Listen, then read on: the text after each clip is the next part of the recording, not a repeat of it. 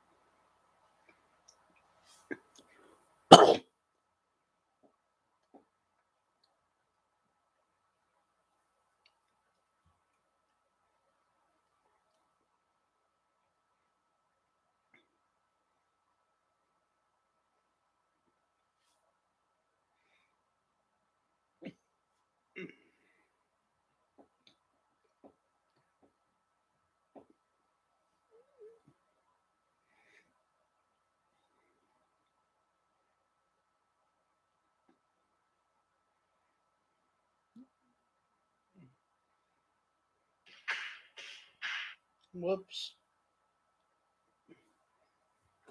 Almost ready to go. Just gotta set up one more thing and then I'll be ready to go.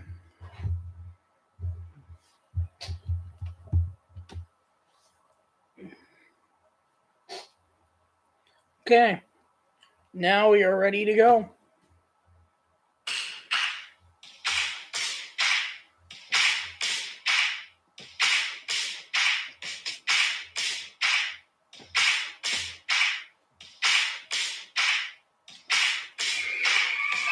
What's up, everybody? Welcome back to this week's episode of Benny in the Booth podcast. On this week's episode, we've got NFL Week 17 recap with Week 18 predictions. We've got college football playoff and New Year's Six bowl game recap with how I did on those predictions, and MLB news and more with some sad news, sadly. Let's get right into it. What's up, everybody? Welcome back to episode 61 of the Benny in the Booth podcast. Thank you so much for your support to this point. I very much do appreciate it. This week's episode, this is later than I usually do it for Well, one reason was today's a fast day for juice, so I didn't want to do it while I was still fasting. Now that I have water in my system and food in my system, I'm good and ready to go. There was sad news yesterday in football in one of the games and also outside of the game with a former NFL player. If you haven't seen the community post, go check it out. Find it on my channel. But during the Bills Bengals game, Damar Hamlin, basically what happened was Higgins had it, was trying to keep going for more yardage, and when he basically got tackled, he kind of went like hit Hamlin rough, went down, got back up, but then collapsed down. Uh, it's weird, the whole thing.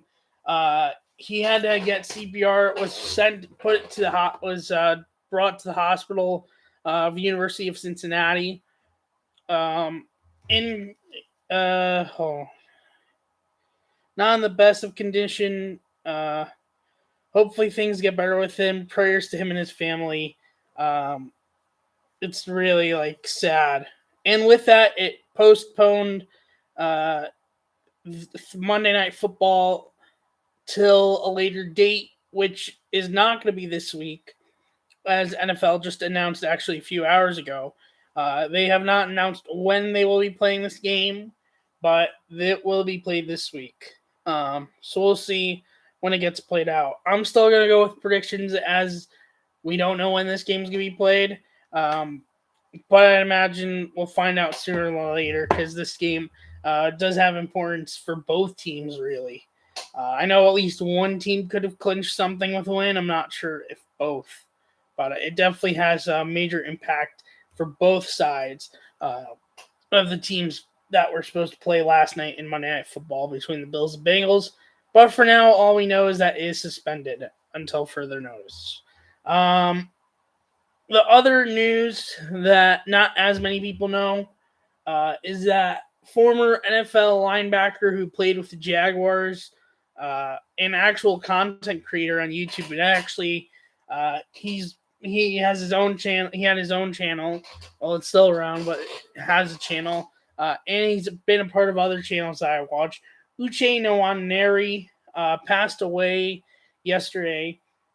And a few content creators I watch, I named a few in the community post, were trying to get people to like get that channel to 100,000 subscribers to get a silver plaque for his family to have, which it's a huge thing on YouTube, even to get one of those, not just because it's a long journey, but it's fun to have like in your background. And I think honestly, it's nice that they're trying to do that. You don't have to, but it is free like any other YouTube channel. So go check out the community post. It's the second link in the community post. But sad news to hear in the NFL. Was not expecting to be talking about this until basically yesterday when everything unfolded. But that's the sad news. Let's get into actual good news and not related to death or major injury or etc. Let's get into actual sports news. That's good news, so we can just get that, I guess, sort of off our minds, or a bit off of minds, but not completely.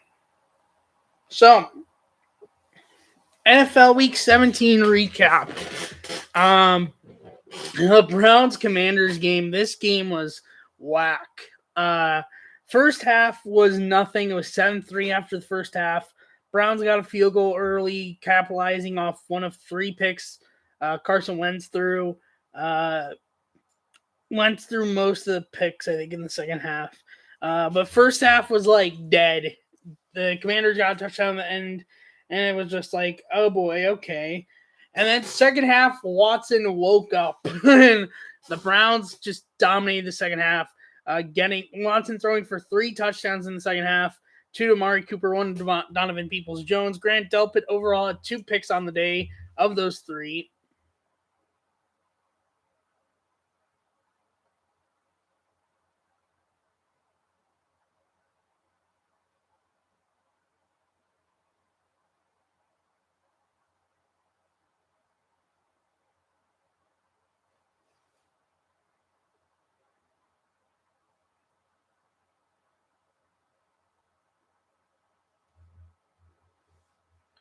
Okay. Hi. I don't know who you are, but okay. Um, I got no comment. Anyways, yeah, and basically Brown's just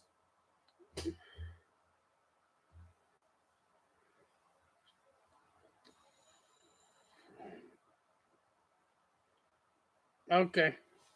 Moving on. Anyways, Browns beat the Commanders 24-10, and my final. Well, good that the Browns got this win. Happy they got at least one more win before the end of the season, and I got two things I want to note from this game, or one thing I'm going to note from this game. This is the end for Ron Rivera, because not just when you're on the line of being eliminated from the playoffs, you go to Wentz instead of Heineke, who had most of the success this year, and it cost you badly. But then it turns out by the post game conference, he wasn't even aware he could have been eliminated today and on Sunday. That was the nail in the coffin. I think Ron Rivera's done with the Commanders.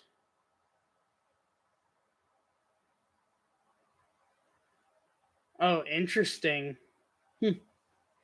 Uh,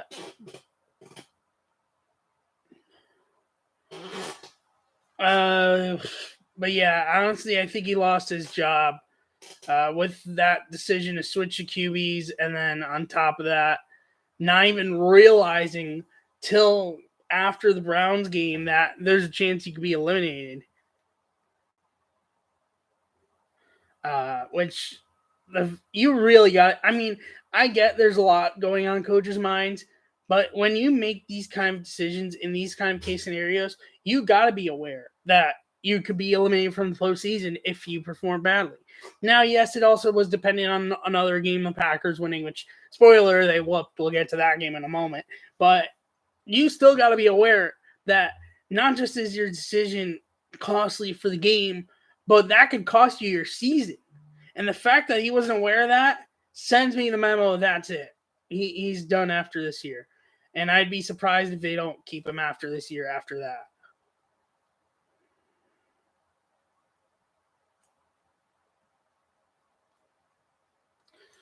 Anyways, so other than that, the Saints beat the Eagles, who were without Jalen Hurts this week, 20-10. Minshew didn't have too bad of a game, threw a pick six that basically shut the door. Patriots beat the Dolphins without Tua, 23-21. Miami was in it mostly for the entire game, except for, and even in the end, though, they threw a costly pick. Tough to win without Tua, and they really are going to need Tua back this week. And Philly is also going to need Jalen Hurts back this week, because now Dallas has a chance to win the division and I guess maybe get the one seed. I don't know clinching scenarios just yet, but yeah.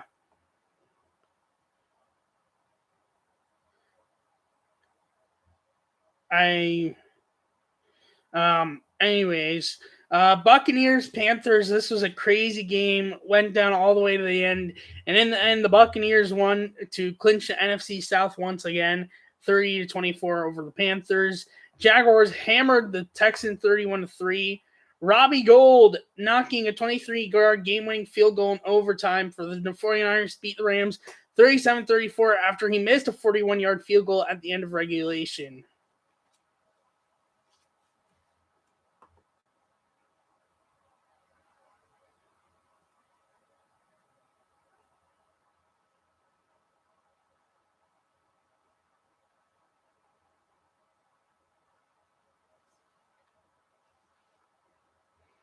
Anyways, Packers hammered the Vikings 41-17. This game was a complete blowout by the Packers all over Minnesota. Justin Jefferson only had like two catch hunt for 15, I think, or like two catches on like 5 targets. Just complete utter domination by the Packers, and they won 41-17, keeping their playoff hopes alive. So that is this week's recap, not including Monday Night Football game that got canceled. My predictions this week, I went 10-5. Overall, I'm 156, 97-2. Standings update. In the AFC East, Bills in first place at 12-3, having clinched the division, followed by the 8-8 Patriots and Dolphins, followed by the eliminated from the postseason 7-9 Jets. In the AFC North, Bengals in first place at 11-4, having clinched a playoff spot, followed by the 10-6 Ravens, having clinched a playoff spot this week, actually, followed by the 8-8, or maybe it was last week. I'm forgetting. I don't know. Either way, followed by the 8-8 Steelers, followed by the 7-9 Cleveland Browns. In the AFC South, the Jaguars in first place at 8-8, followed by the 7-9 Titans, followed by the 4-11-1 eliminated from the playoffs Colts, followed by the 12-13-1 Texans, who are also eliminated from the playoffs. And then in the AFC West, the Chiefs in first place, having clinched the division at 13-3, followed by the 10-6 clinching the playoff spot Chargers, followed by eliminated from the playoffs 6-10 Raiders, followed by eliminated from the playoffs 4-12 Broncos. Which, by the way, I forgot to mention with the Raiders game. Everyone thought, because Raiders ended up benching Carr for the rest of the season, everyone thought going into this week against San Francisco, what are you doing? You're crazy. And Stidham actually put up a really good game, and they came close to winning. He ended up costing him badly with a pick that basically set up the win, but still, he ended up performing pretty well. So, made Raiders looked like absolute geniuses last week with starting Stidham in the end. That's the AFC standings update. In the NFC East, Eagles in first place at 13-3, having clinched the playoff spot, followed by the 12-4 Cowboys, who have clinched the playoff spot, and followed by the 9-6-1 Giants, who for the first time since 2016, the year where they had the whole boat thing in Miami, have clinched a playoff spot, followed by the eliminated from the playoffs, thanks to the Browns, and also I think it was thanks to another team losing 7-8-1 Commanders. In the NFC North, Vikings in first place, having clinched the division at 12-4, followed by the 8-8 Lions and Packers, followed by the eliminated from the playoffs 3-13 Bears. In the NFC South, Buccaneers in first place at 8-8, followed by the 7-9 who having clinched the division, followed by the 7-9 Saints, followed by the 6-10 Panthers and Falcons. And then in the NFC West, 49ers in first place, having clinched the division at 12-4, followed by the 8-8 Seahawks, followed by the eliminated from the playoffs Rams at 5-11, followed by the eliminated from the playoffs 4-12 Cardinals. That is complete. That is for by division. For conference, which I'm not counting eliminated from the playoff teams, Chiefs in first, followed by the Bills in second, followed by the Bengals in third, followed by the Ravens in fourth, followed by the Chargers in fifth, Titans, the Jaguars and Patriots and Dolphins all tied for sixth. Jaguars and Patriots would be in the playoffs if they were today. Dolphins right out, followed by the Steelers in ninth and Titans tied for 10th. They are officially not eliminated because they could still win the AFC South. And then the NFC, Eagles in first place, followed by a three-way tie for second between the 49ers, Cowboys, and Vikings, followed by the Giants in fifth, followed by a four-way tie for sixth between the Buccaneers, Seahawks, Lions, and Packers. Buccaneers and Seahawks would still be in, but if they were today, Lions and Packers would not. And that is the general standings update. Now for this week's predictions. So we've actually got games on Saturday, and we've got Sunday Night Football, of course. But there are games on Saturday this week. Chiefs at Raiders is going to be on Saturday, 4:30 on ESPN. I have Kansas City winning. Jaguars at Titans to decide who's going to win the AFC South, 8:15 p.m. on ESPN. I think the Titans are going to win that game. Oh, yeah, because this is the first episode since it became 2023. Happy belated New Year. Welcome, first episode of 2023. Okay, so back to what I was saying. Browns at Steelers, I have the Browns. Bengals hosting the Ravens, I have the Bengals. Buccaneers at Falcons, I have the Buccaneers. Patriots at Bills, I have the Bills. Vikings at Bears, I have the Vikings. Colts at hosting the Texans, I have the Colts. Jets at the Dolphins, I have the Dolphins. Panthers at the Saints, I have the Saints. Chargers at Broncos, I have the Chargers. Giants and Eagles, depends. If Jalen Hurts is back this week, I have Philly winning. If not, I have the Giants winning. Cardinals at Niners, I have the Niners. Rams at Seahawks, I have the Seahawks. Cowboys at Commanders, I have the Cowboys. And then Sunday Night Football, Lions at Packers, I have the Packers. That is this week's predictions for NFL. So, college football playoffs. Start off with that. What a college football playoffs we had this year. First matchup in the Fiesta Bowl in Arizona between TCU and Michigan. This was all TCU. The score doesn't really tell you the story. This was all TCU. The most ridiculous thing of this game, well, there's two. I'm going to start with one. Michigan got the ball first. They got downfield, 4th and goal, right by the end zone. They decided to do a Philly special for some reason that completely backfired, and they had a turnover on downs. They also threw 2 pick sixes in this game, but they almost came back to win, except it was thwarted because the refs did not call targeting on what should have been targeting. It's clear as day. Even as an Ohio State fan, I'm willing to defend that should have been targeting. Like, it's ridiculous that they missed that. Like, what in the world were they thinking, not calling it targeting? But either way, TCU won 51-45 to be in the national championship game, pulling off a major upset. Ohio State, Georgia. This went a complete different 360 than I was expecting. I was expecting maybe Ohio State would have it close early, and then in the late, Georgia would pull out. Ohio State was in it from beginning to end. And Ohio State actually had lead a lot of this game and almost managed to win. Georgia got a go-ahead touchdown late, and then Ohio State shanked a 50-yard field kicker who's usually reliable, no ruggles, shanked a 50-yard field goal wide left to seal Georgia going back to the national championship game as they will face TCU next Monday, which, by the way, just to remind you from predictions, I have Georgia winning over TCU. That is from the college football playoffs. I got both my predictions correct there. For the New Year's 6 Bowl, which I actually got 2 out of 4, I went overall 4-2 in predictions between the college football playoffs and New Year's 6, not including the national championship game. So what happened in the New Year's 6 Bowl? Tennessee absolutely destroyed Clemson 31-14. Alabama coming back from down 10-0 to dominate Kansas State 45-20. Tulane making a 15-point fourth quarter, coming back from down 15 in the fourth to beat USC 46-45. And Penn State hammering Utah, having a commemoration on their, I think it was jerseys for Franco Harris. He went to college there, who passed away recently, Franco Harris, dominating Utah, or not dominating, but beating Utah 35-21. And overall, I went 4. So overall, once again, I went 4-2 in that prediction department. Pretty good week from predictions in both sports, and that is the college football part of this week's episode of the podcast.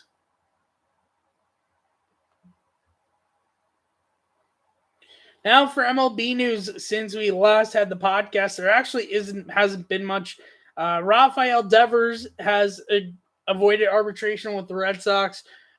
Corey Kluber is signing with the Boston Red Sox on a 1-year, $10 million contract. Nathan Eovaldi, I'm not sure if I said this in the last one, so just in case I didn't, agreed to a 2-year, $34 million contract, including a 3rd-year option with the Texas Rangers. And Eric Hosmer is close to signing with the Cubs, which I am not happy to be seeing. That is all MLB news coming into this week's episode of the podcast. And that is it for this week's episode of the podcast. Let's wrap things up.